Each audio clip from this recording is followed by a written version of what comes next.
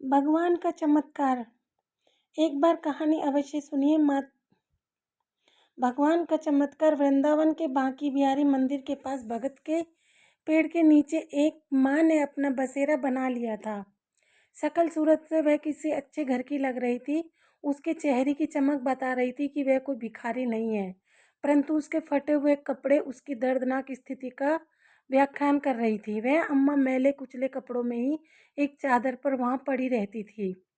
आज लगभग 10वां दिन था। मंदिर में जो श्रद्धालु माथा टेकने आते थे तो बूढ़ी माँ को थोड़ा बहुत प्रसाद दे जाते थे, या कोई राह चलता उस पर तरस खाकर उसे कुछ दे जाता था जिससे उसका गुजारा हो रहा था। श्रवण हर वर्ष अपने माता पिता की बरसी पर मंदिर में आता था और गरीबों को भोजन दिया करता था। उसके माता पिता एक रोड एक्सीडेंट में मारे गए थे। उसके बाद से वह अकेला था। जिस समय उसके माता पिता की मृत्यु हुई थी उस समय यह कंप्यूटर इंजीनियरिंग कर रहा था। अब उसके आगे पीछे कोई नहीं था, लेकिन उसके माता पिता के दिए हुए संस्कार हमेशा उसका मार्गदर्शन करते थे। इंजीनियरिंग के फाइनल ईयर के बाद पहले सेमेस्टर के दौरान ही उसे एक बहुत अच्छी नौकरी मिल गई थी। अब वह एक मल्टीनेशनल कंपनी में बहुत ऊंचे पद पर कार्यरत था। शनिवार और रविवार की छुट्टी वह अपने दोस्तों के साथ घूमने में बिता देता था, परंतु आज उसके माता पिता की बरसी थी, इसलिए वह आज मंदिर में गरीबों को भोजन करवाने आया था। सभी गरीबों को खाना देने के बाद उसकी नज़र पेड़ के नीचे बैठी बूढ़ी माँ की ओर गई। श्रवण को बूढ़ी अम्मा के चेहरे में एक अजीब सा आकर्षण और स्नेह नजर आया। शायद वो हर बूढ़ी औरत ने अपनी माँ और दादी को ही ढूंढता था। वह बड़े स्नेह से उस बूढ़ी अम्मा को देखने लगा। फिर अम्मा के पास जाकर बोला, अम्मा खाना खाओगे? लेकिन बूढ़ी अम्मा काफ़ी उदास बैठी थी, शायद इसलिए उसने कोई जवाब नहीं दिया। फिर श्रवण बोला, अच्छा यह मंदिर का प्रसाद है, यह तो खा लो। तो बूढ़ी माँ ने उसकी ओर देखते हुए अपना हाथ आगे बढ़ा दिया। बूढ़ी माँ के साथ साथ श्रवण भी थोड़ा सा प्रसाद खाने लगा और बूढ़ी माँ के पास ही बैठ गया। प्रसाद खाते खाते वह अम्मा से पूछने लगा, अम्मा आप कहाँ रहती हैं और इस पेड़ के नीचे कैसे बैठी हुई हैं? बूढ़ी अम्मा ने ठंडी सांस लेते हुए कहा, अरे बेटा, अब यह पेड़ ही मेरा घर है। पहले मैं मथुरा में रहती थी, वहाँ मेरा अपना एक शानदार बड़ा सा घर है। मेरे पति की मृत्यु हो चुकी है। जब तक मेरे पति जीवित थे तब तक मुझे रानी बनाकर रखते थे, परंतु पति के स्वर्गवास के बाद धीरे धीरे अपने ही बहू बेटों को मैं खटकने लगी। बहू तो मेरा चेहरा भी नहीं देखना चाहती थी। एक दिन मेरा बेटा मुझे बोला, चलो अम्मा, आज तुम्हें वृंदावन घुमा कर लाता हूँ। बांके बिहारी के मंदिर चलते हैं और दर्शन करके आते हैं। मेरा बेटा मुझे अपनी कार में बिठाकर लाया था और मुझे इस मंदिर के किनारे बैठाकर यह कहकर चला गया कि कुछ ज़रूरी काम से जा रहा हूँ, 2 घंटे लग जाएंगे आने में। मैंने तो बेटे से कहा था कि मुझे भी साथ ले चल, परंतु वो नहीं माना। देखते ही देखते आज 10 दिन हो गए। इंतजार करते करते मेरी आंखें पथरा गई है, परंतु ना तो मेरा बेटा आया, ना ही उसकी कोई खबर। अब मैं समझ चुकी हूँ कि मेरा बेटा यहाँ मुझे क्यों लेकर आया था, क्योंकि उसकी पत्नी मुझे भी बिल्कुल भी पसंद नहीं करती थी। इसलिए मुझसे छुटकारा पाने के लिए मुझे यहाँ कान्हा जी की शरण में छोड़कर चला गया। यह कहते कहते बूढ़ी माँ की आंखें नम हो गई और चेहरा मुरझा गया। श्रवण के मन में उसकी स्वर्गवासी दादी और उसकी माँ की छवि दोनों एक साथ उभर आई और उसकी आंखों में आंसुओं की बूंदें छलक आई। गरीबों को बांटने के बाद जो खाना बचा था उसने झट से निकाला और उस बूढ़ी अम्मा की चादर पर रख दिया। एक निवाला तोड़ा और अम्मा के मुंह में डाला और खुद भी खाने लगा। उसे ऐसा एहसास हो रहा था कि मानो वह अपने किसी परिवार के सदस्य के साथ खाना खा रहा हो। वह अम्मा के साथ कुछ देर वहीं बैठकर बातें करता रहा। अपनी माता-पिता की मृत्यु के बाद वह एकदम अकेला-सा पड़ गया था। बिना अपने माता-पिता के उसे अपना ही घर काटने को दौड़ता था। इसलिए वह अपने घर में रहना ज़्यादा पसंद नहीं करता था। किसी-किसी दिन तो वो अपने घर में कदम भी नहीं रखता था। दोस्तों के साथ घूमकर अपने दर्द को कम करने की कोशिश करता था। परंतु आज जब उसने अम्मा से थोड़ी देर के लिए बातचीत की, तो उसे एक अपनापन-सा महसूस हुआ। उसने अम्मा से पूछा, "अम्मा, मेरे साथ मेरे घर पर चलोगी?" बूढ़ी अम्मा ने कहा, "बेटा, जब मेरा अपना बेटा ही, जिसे मैंने जन्म दिया और पाल-पोस कर बड़ा कर दिया, जब वही मुझे नहीं रख सका, तो तू मुझे अपने घर ले जाकर क्या करेगा? जब मेरा अपना बेटा ही मेरा ना रहा, तो मैं दूसरों से क्या उम्मीद लगाऊंगी? रहने दो बेटा, मुझ पर दया मत करो। मैं यहीं बांके बिहारी जी की शरण में रहकर अपना जीवन जैसे तैसे गुजार लूंगी।" फिर श्रवण बोला, "अम्मा, मेरे माता पिता एक सड़क दुर्घटना में स्वर्गवासी हो गए और मैं इस दुनिया में बिल्कुल अकेला रह गया हूँ और मेरे घर में मेरे अलावा और कोई नहीं है। आपको देखकर मुझे मेरी दादी याद आती है। यदि आप मेरे साथ रहोगे तो मुझे बहुत अच्छा लगेगा। यकीन मानो, मुझे कोई दिक्कत नहीं होगी, उल्टा मुझे आपका सहारा मिल जाएगा। दिन भर के काम के बाद जब मैं घर लौटूंगा तो कम से कम देखने के लिए आपकी सूरत तो होगी। अगर आपसे हो सके तो मेरे लिए खाना बना दिया करना और घर की देखभाल कर लेना। आपको भी रहने के लिए घर मिल जाएगा और मुझे भी अपनी माँ और दादी के प्यार की ठंडी छाँव मिल जाएगी।" तभी अम्मा ने कहा, "बेटा, तुम भावनाओं में बहकर यह बात कह रहे हो, परंतु मुझे मालूम है कि 2 दिन में ही तुम्हें बोझ लगने लगूंगी।" अपने बांके बिहारी जी की शरण में अम्मा, क्या किसी को अपने माता पिता भी बोझ लगते हैं? हाँ, दुनिया में कुछ ऐसे लोग हो सकते हैं, परंतु सभी तो नहीं। अम्मा, जिसके सिर से माँ बाप का साया उड़ जाता है, वह कितना अकेला रह जाता है, यह मुझसे बेहतर कौन जानता होगा।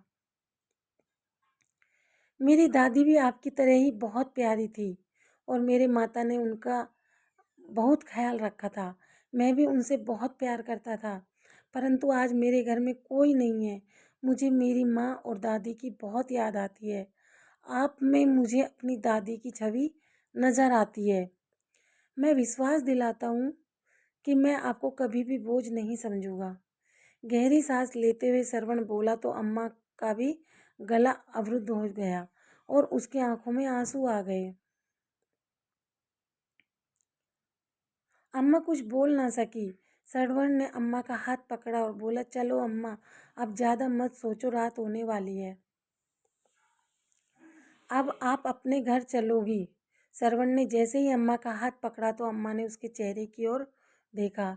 श्रवण की आंखों में अम्मा को सच्चाई नजर आ रही थी। उन्हें लगा शायद कान्हा जी ने ही श्रवण को उसके पास भेजा है। श्रवण ने अम्मा को अपनी बाइक पर बिठाया और उसे अपने घर ले गया। इस घटना को आज 4 महीने हो चुके थे। श्रवण नियमित समय पर घर लौटकर आता था और अम्मा उसके लिए खाना बनाकर उसके आने की प्रतीक्षा करती थी। जब वो थक कर सोता था तो उसके सिर पर स्नेह भरा हाथ रखती थी। सुबह सुबह श्रवण के उठने से पहले ही अम्मा कान्हा की पूजा कर लिया करती थी और श्रवण का नाश्ता बनाकर रख देती। अब मम्मा को अपना घर मिल गया था और श्रवण को अपनी दादी और माँ का सच्चा प्यार, दोनों एक साथ एक दूसरे का साथ पाकर बहुत खुश थे। उस रात श्रवण काफ़ी देर से सोया और अगले दिन जब सुबह ऑफिस जाने का समय हुआ तब तक उसकी नींद पूरी नहीं हुई थी। अचानक श्रवण ने अपने माथे पर ठंडी उंगलियों का स्पर्श महसूस किया। उसे ऐसा महसूस हुआ कि उसकी माँ उसे बड़े प्यार से जगा रही है। दोबारा जब वही स्पर्श उसने अपने चेहरे पर महसूस किया तो वह नींद से जाग गया। उसने आंखें खोली तो सामने देखा कि अम्मा पूजा करने के बाद खुशबू भरे हाथों से उसके माथे और बालों को सहला रही थी, जैसा उसकी माँ हमेशा किया करती थी। सरवण ने अम्मा का हाथ अपने हाथों में लेकर अपने होठों से चूमा और वापस उस हाथ को अपने माथे पर रख दिया और बोला, अम्मा आपका आशीर्वाद मुझे जीवन भर के लिए चाहिए। अम्मा ने आंखें बंद करके कान्हा को धन्यवाद दिया कि उन्होंने उसे सरवण से मिलाया और फिर बोली, बेटा ऑफिस जाने का समय हो गया है। और फिर सरवण बोला, अम्मा मैंने अपने दोस्तों के साथ मिलकर एक छोटी सी फैक्ट्री खोलने का फैसला किया है। आज मैं ऑफिस नहीं जाऊंगा, बस इस फैक्ट्री की शुरुआत करनी है।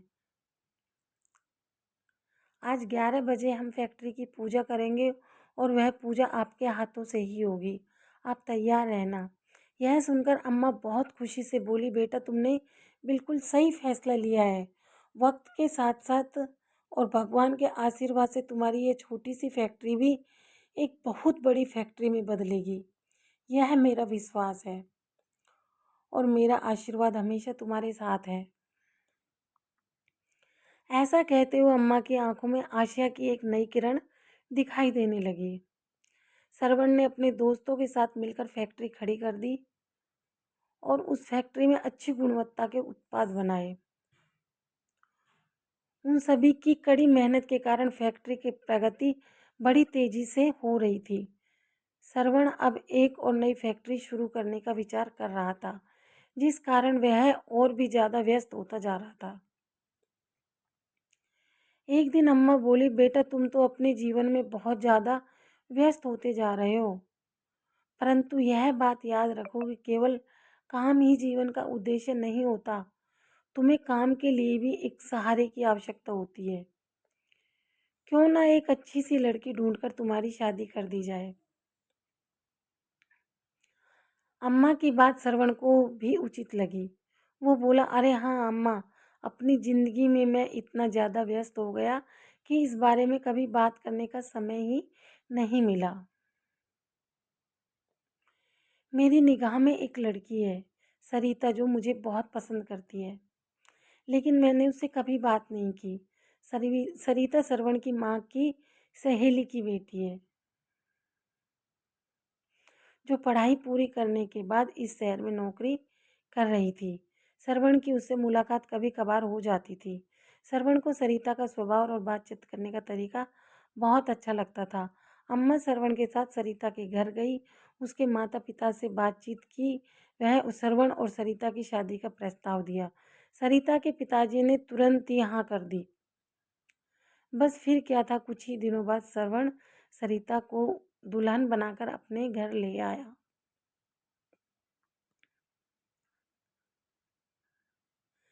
सरिता अम्मा के गुणों से और उनके स्नेह से बहुत प्रभावित हुई। जितना प्यार सरवण अम्मा से करता था, उससे कहीं ज़्यादा लगाव सरिता का अम्मा से हो चुका था। सरिता हमेशा सोचती थी कि ना जाने अम्मा उसके दिल की हर बात को कैसे जान लेती हैं और कैसे उसकी हर चाहत को उसके कहे बिना पूरी कर देती है। समय बीतने लगा और सरवण के घर दो जुड़वा बच्चों ने जन्म लिया, एक बेटा और एक बेटी। सरवण का घर तो जैसे खुशियों से भर उठा था। अम्मा जी अब सही मायने में दादी बन चुकी थी। अब उसकी मुख्य जिम्मेदारी सरवण और सरिता नहीं बल्कि अम्मा के पोते और पोती हो गए थे। अब अम्मा का बिस्तर अपने पोता और पोती के कमरे में लगा दिया गया था, ताकि वे दोनों अम्मा के स्नेह की छाँव में रहें और उनके संस्कारों के साथ पले बढ़ें। बिना दादी के तो दोनों बच्चे एक समय का खाना तक भी नहीं खाते थे। जब भी बच्चे मम्मी पापा के साथ बाजार जाते तो जिद करते दादी को हमेशा अपने साथ लेकर जाते। सरिता और सरवण भी दोनों बच्चों की जिम्मेदारी अम्मा को देकर बिल्कुल बेफिक्र हो चुके थे।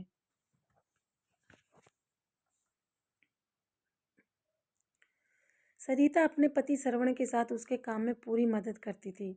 श्रवण को भी सरिता के रूप में बहुत अच्छी जीवन साथी मिला था, जिस कारण उसकी फैक्ट्री अब नई ऊंचाइयों को छू रही थी। उसकी फैक्ट्री की शाखाएं अब देश के अलग अलग शहरों में स्थापित हो चुकी थी, जिसमें हजारों कर्मचारी कार्यरत थे। उधर अम्मा का बेटा निशांत, जो अम्मा को दर दर की ठोकरें खाने के लिए छोड़कर चला गया था, वो रह रहकर अपराध बोझ से ग्रसित हो रहा था। अपनी निष्पाप और निरपराध माँ के साथ किया गया व्यवहार उसे पल पल कचोट रहा होता। समय के साथ साथ उसका यह अपराध बद बढ़ता जा रहा था।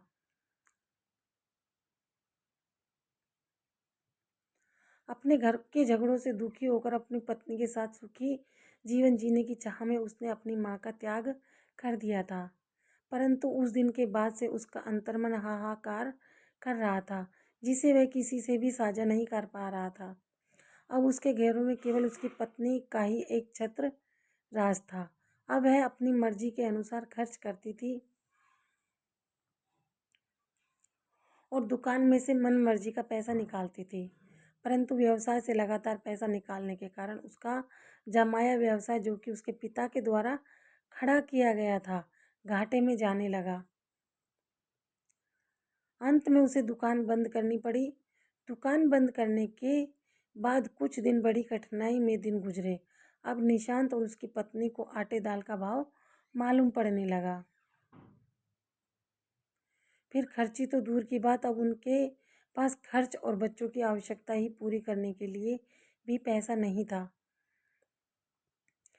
निशांत का एक मित्र, जो एक बड़ी कंपनी में कार्यरत था, उसने अपनी सिफारिश पर उसकी नौकरी अपनी ही कंपनी में लगवा दी और इस तरह निशांत के जीवन की गाड़ी थोड़ी थोड़ी चलने लगी।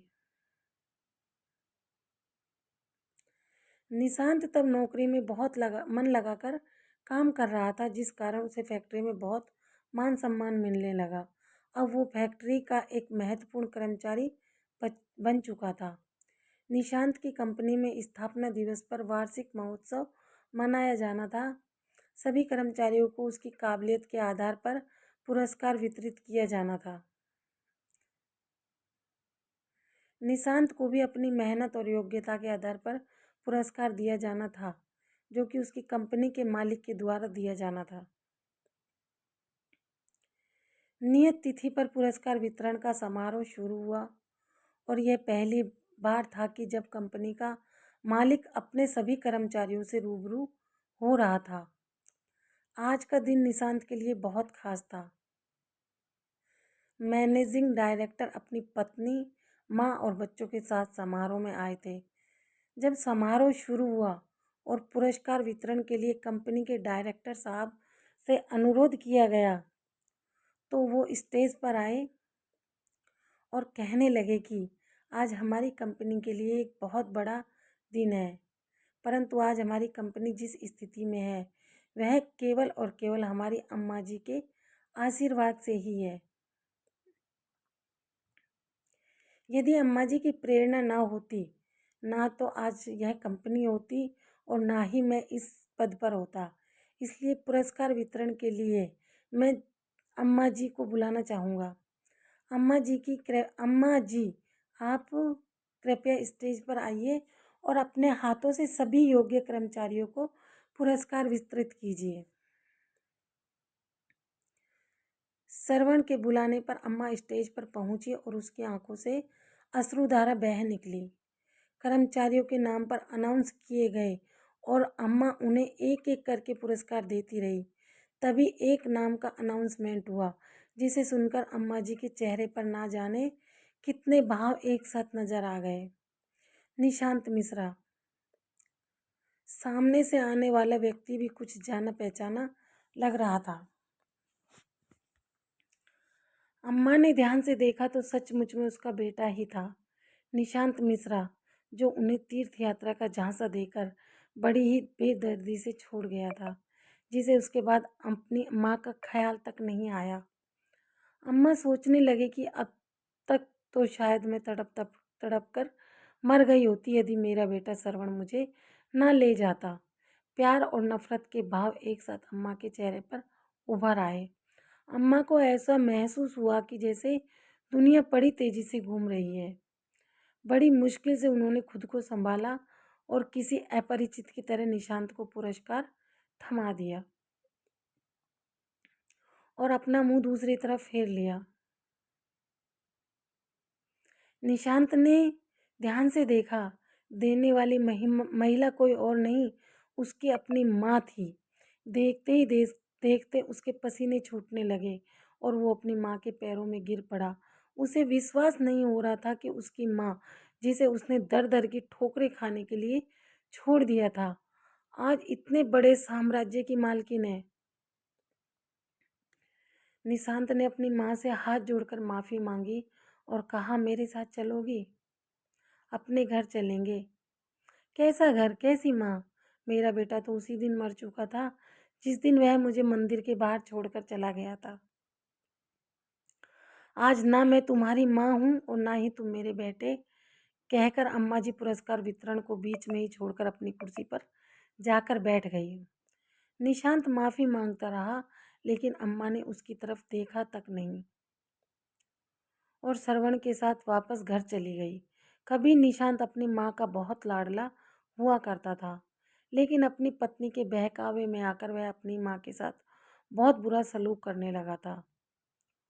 उन बातों को अम्मा कभी नहीं भूल सकती। उधर निशांत को यकीन नहीं हो रहा था कि जिस कंपनी में वह काम करता था, उस कंपनी की मालकिन दरअसल उसकी माँ थी। आज उस माँ के हाथों से उसे पुरस्कार मिला तो उसका सर चकरा गया था। माँ के द्वारा उसकी घोर अपेक्षा और पाप कर्मों के कारण उसके दिल में ना जाने कितने ही घाव हो चुके थे। हर पल उसे अपनी माँ की याद सता रही थी। अपनी करतूत उसे जगजो रही थी और नासूर बनकर उसे लगातार चोट पहुंचा रही थी। एक दिन रविवार को जब उसको ऑफिस जाने की छुट्टी थी तो वह अपनी पत्नी नीता को लेकर स्कूटर पर राधा रानी के मंदिर दर्शन के लिए गया। जब वह राधा कृष्ण की मूर्ति के सामने हाथ जोड़कर खड़ा हुआ था, उसे लगा जैसे भगवान की कुटिल दृष्टि से उसके द्वारा किए गए घोर पाप के लिए उस पर हंस रहे थे। घबरा कर उसने आंखें खोली। पूजा पाठ करके मंदिर से आते हुए अपराध भूत के कारण उसकी मानसिक स्थिति बिगड़ी हुई थी, जिस कारण सामने से आता हुआ ट्रक नजर नहीं आया और तेज धमाके के साथ स्कूटर ट्रक से जा टकरा गया। वे दोनों बुरी तरह से घायल हो गए। निशांत की स्थिति गंभीर बनी हुई थी। उसके पैर की हड्डी टूट चुकी थी और उधर उसकी पत्नी नीता को पैरालिसिस हो चुका था। जब उसे होश आया तो वह दहाड़े मारकर रोने लगी। अब घर पर दोनों बच्चों की देखरेख के लिए कोई नहीं था। नीता के मायके से उसके भाई भाभी उसका पता करने के लिए आए, परंतु थोड़े देर हालचाल पूछकर वे दोनों चलते बने। निशांत के दोस्त ने अपनी सारी घटना की जानकारी कंपनी के मालिक श्रवण को दी। जब श्रवण फोन पर उससे बात कर रहा था तो अम्मा वहीं बैठकर उसके साथ चाय नाश्ता कर रही थी। निशांत मिश्रा का नाम सुनकर अम्मा चौंक उठी। उसने श्रवण से पूछा कि क्या हुआ, किस बारे में बात हो रही थी। तो श्रवण ने सारा हाल कह सुनाया कि उसकी कंपनी में एक कर्मचारी निशांत मिश्रा का एक्सीडेंट हो गया है और वह गंभीर रूप से घायल है। यह सुनकर अम्मा रोने लगी। श्रवण ने जब अम्मा से उनके रोने का कारण पूछा तो अम्मा ने सारी बात कह सुनाई। तब श्रवण बोला, अम्मा, कर्मों का फल तो भोगना ही पड़ता है। उसने जैसे कर्म किए थे उसे फल तो मिलना ही था। लेकिन अम्मा का दिल अंदर ही अंदर अपने बच्चों के लिए तड़प रहा था। उसके बेटा बहू लाचार होकर बिस्तर पर पड़े थे, इसलिए अम्मा ने कहा कि मैं थोड़ा समय अपने बेटे बहू के पास जाना चाहती हूँ। कुछ दिनों बाद वापस आ जाऊंगी। श्रवण ने भी हामी भर दी और अम्मा को बहुत से पैसे देकर उसके बेटे बहू के पास छोड़ आया। अम्मा ने अपने बेटे और बहू को एक अच्छे से अस्पताल में भर्ती करवाया, जहां उनका पूरा ख्याल रखा जाने लगा। उनके बच्चों को संभाला, साथ साथ उनकी दुकान को भी फिर से खड़ा किया। जो पैसे श्रवण ने दिए थे अपने बेटे बहू की गृहस्थी संभालने में लगाया। हर कदम पर श्रवण ने अम्मा की पूरी मदद की।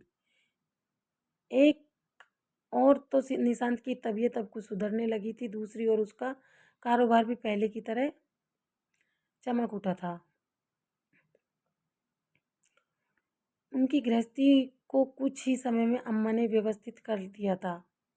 जब उन दोनों की अस्पताल में छुट्टी हुई और वो घर लौटे तो दोनों अम्मा से माफ़ी मांगने लगे। वो अपने किए पर शर्मिंदा थे।